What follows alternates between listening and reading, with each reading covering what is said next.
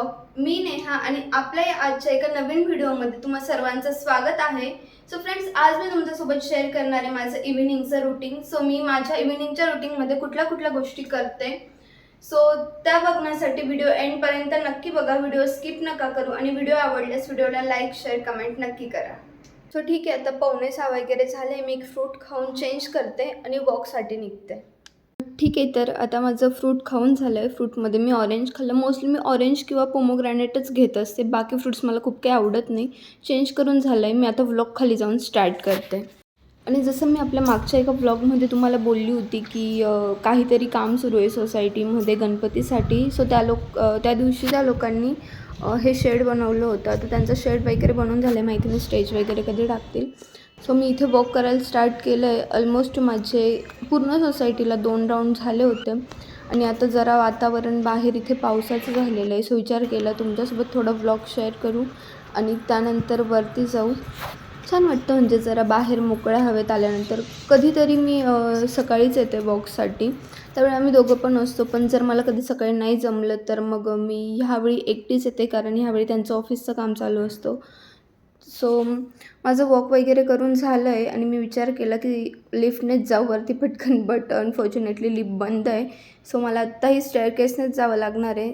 तर मी आता पटकन वरती जाते, फ्रेश वगैरे होते आणि त्यानंतर वरती जाऊन मी परत व्लॉग स्टार्ट करते। सो फ्रेंड्स, आता आली आहे मी वरती। सांगितल्याप्रमाणे फ्रेश वगैरे होते, त्यानंतर आपलं इव्हिनिंगचं जे काही रुटीन असतं दिवाबत्ती वगैरे ते पण तुमच्यासोबत शेअर करते। तर ठीक आहे फ्रेंड्स, वरती आल्यानंतर मी फ्रेश वगैरे झाली आहे आणि 1 मिनटं, पाऊस येऊन गेला आहे। सो खूप जास्त अंदाज झाला आहे, तर मी आधी दिवा लावून घेते, लाईट्स लावून घेते।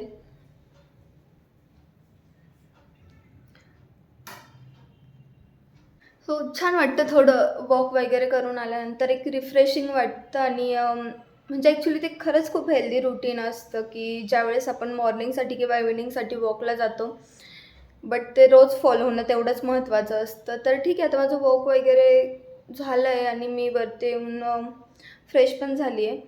सो आता थोड्याच वेळात मी दिवा वगैरे लावेल आणि त्यानंतर जी आपली काही जेवणाची तयारी असते ती करायला घेईन आणि जे काही बनवेल ते मी व्हिडिओमध्ये पुढे तुमच्यासोबत शेअर करते।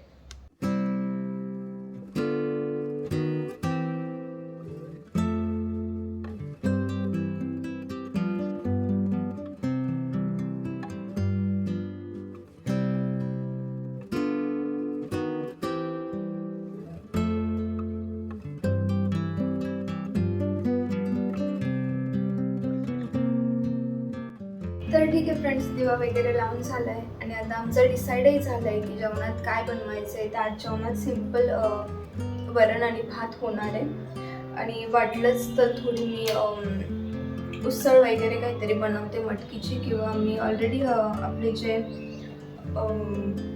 काळे वाटाणे असतात ते मी भिजत घातलेले होते। सो ते आहेत, जमलं तर त्याची उसळ बनवते। तर त्याआधी मी वरण बनवण्यासाठी आपली जी डाळ असते तुरीची डाळ, ती शिजायला टाकून देते।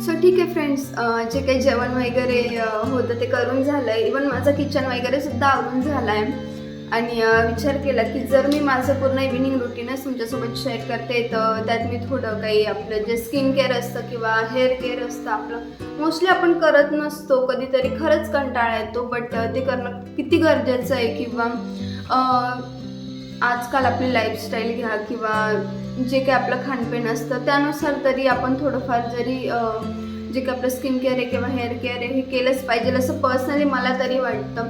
सो तेच मी माझ्या ज्या काही 1-2 गोष्टी आहेत ज्या तुमच्यासोबत आता शेअर करणार आहे, स्किन केअरचं असो किंवा हेअर केअरचं। तर सर्वात आधी स्किन केअरसाठी माझी सेन्सिटिव्ह स्किन असल्यामुळे मला कुठलेच प्रोडक्ट अजिबात सूट होत नाही।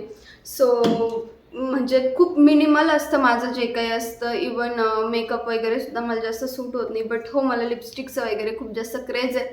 सो मी तेवढं लावत असते. बट ठीक आहे. आणि स्किन केअरचं म्हटलं तर माझी स्किन प्रचंड ड्राय आहे. सो आणि तुमची जर कॉम्बिनेशन स्किन असेल किंवा ऑइली स्किन असेल किंवा ड्राय जरी असली म्हणजे, तर कुठल्याही स्किन टाईपसाठी हे जेल खूप छान आहे. डॉक्टर रशेलचं आहे हे जेल. व्हिटॅमिन सीचं जे काही आपलं ऑरेंज वगैरे असतं त्याचं पल्प एक्स्ट्रॅक्ट आहे हे. आणि हे जेल खूप छान आहे ॲक्च्युली. म्हणजे मी दिवसा पण हेच अप्लाय करते आणि रात्री पण हेच अप्लाय करते. अगदी आपलं फेस वॉश वगैरे व्यवस्थित झोपण्यापूर्वी आपण नॉर्मल आपल्याला सवय असतेच की आपण फेस वॉश वगैरे करून घेतो. सो ते केल्यानंतर माझी स्किन ड्राय असल्यामुळे मला फेस वॉश केल्यानंतर इमिजिएटली मला काहीतरी ॲप्लिकेशन द्यावंच लागतं. सो मग मी हे जे जेल आहे ते यूज करते. आणि याने बऱ्यापैकी जे काही फाईन लाईन्स वगैरे असतात त्यासुद्धा जातात. स्किन छान अशी आपली मॉइस्ट असते आणि छान तुकतुकीत त्वचा राहते याच्याने, असं म्हणजे माझं तरी ऑब्झर्वेशन आहे. तुमचं स्किन टोननुसार किंवा स्किन टाईपनुसार तुम्ही ह्या गोष्टी ट्राय करू शकताय. आणि त्यानंतर एक आहे जे मी टोनरपेक्षा आहे ना, हे टोनर वगैरे या खरं तर आत्ताच्या गोष्टी झाल्या. सिम्पली जे काही आपलं रोज वॉटर असतं ना, तर ते सुद्धा तुम्ही चेहऱ्याला लावून जरी झोपलात ना, तर जे काही आपले डार्क सर्कल वगैरे असतात, डार्क स्पॉट्स असतात किंवा थोडंफार पिगमेंटेशन वगैरे असतं. आणि हे असं नाही की स्पेसिफिक एज ग्रुपसाठीच आहे, हे कोणीही करू शकतं आहे. सो या सगळ्या गोष्टी असतात. सो इथे मी जे रोज वॉटर आहे ते एक हर्बलचं आहे ते यूज करते. खूप 2-3च गोष्टी आहेत. माझं असं खूप काही नसतं स्किन केअर वगैरे किंवा हेअर केअरमध्ये. सो मला वाटलं की जर मी इव्हिनिंग रुटीन शेअर करते तर ह्या गोष्टीसुद्धा तुमच्यासोबत शेअर कराव्या. तर स्किनसाठी मी हे जे 2 प्रोडक्ट आहे ना, तर हे प्रोडक्ट यूज करत असते. आणि जे काही आपलं हेअर केअरमध्ये म्हणणार तर खरंच सांगते, माझं आधी तरी केसांना ऑइलिंग वगैरे व्हायचं डेली. बट आता व्लॉग शूट करायचं असतं म्हणून बऱ्यापैकी माझं ऑइलिंगसुद्धा केसांना कमी झालं आहे. पण मी मागच्या 2 महिन्यांपासून हे बेअर ॲनाटॉमीचं जे काही आहे ना, रोजमेरी आणि राईस वॉटरचं एक्स्ट्रॅक्ट हे यूज करते. म्हणजे एकदम ते पाण्यासारखं आहे ॲक्च्युली. आणि तुम्ही रात्री जर हे आपल्या स्कॅल्पवर वगैरे अप्लाय केलं तर ते खूप बेनिफिशियल आहे आपल्या स्कॅल्प वगैरेसाठी. आणि ते हेअर ग्रोथसाठी सुद्धा खूप चांगलं आहे. सो छान आहे. म्हणजे हे मला असं वाटलं की ही गोष्ट तुमच्यासोबत शेअर करावी, कारण याने ॲक्च्युली जो काही केसांचा व्हॉल्यूम वगैरे असतो ना, तो सुद्धा बूस्ट होतो. आणि जे काही आपले बेबी हेअर्स वगैरे असतात ना पुढे, तर ते सुद्धा ग्रो होतात त्याच्याने छानपैकी. तर छान आहे हे सिरम. ॲक्च्युली ते सिरम नाही येतो, वॉटर स्प्रे येतो आपला रोजमेरी आणि याचा येतो राईस वॉटरचा. तर छान आहे हे म्हणजे. आणि खूप अफोर्डेबल पण आहे, असं नाही की खूप कॉस्टली वगैरे आहे. खूप अफोर्डेबल प्राईसमध्ये आहे हे. सो येस, तुम्हाला म्हणजे मी कोणाला फोर्स वगैरे नाही करत आहे. बट एक असतं ना की आपण मोस्टली म्हणजे लेडीजचं तरी असं असतं की आपण घरांकडे लक्ष देऊ. कधी किचनच आवरायचं आहे, कधी हॉलच आवरायचं आहे, कधी हे काम, कधी ते काम. पण ह्या सगळ्या धावपळीमध्ये आहे ना, कुठेतरी मग जे काही आपल्या गोष्टी असतात ना, त्या आपण मागे टाकत जातो. आणि बऱ्याच वेळा असं मम्मीचं वगैरे बघतो आपण, नाही का, की नाही ठीक आहे जाऊ दे. म्हणजे ते घरातल्या गोष्टींकडे बऱ्यापैकी लक्ष दिलं जातं, बट स्वतःकडे लक्ष नाही दिलं जात. तर असं नाही आहे, थोडंफार प्रत्येक लेडीजने, मी असं नाही म्हणत की आईच असेल किंवा अजून दुसरं कोणी असेल, प्रत्येक लेडीजबद्दल बोलते मी की त्यांनी स्वतःसाठी थोडा तरी वेळ काढून जे काही स्किन केअर असतं तर ह्या सगळ्या गोष्टींकडे लक्ष दिलं पाहिजे.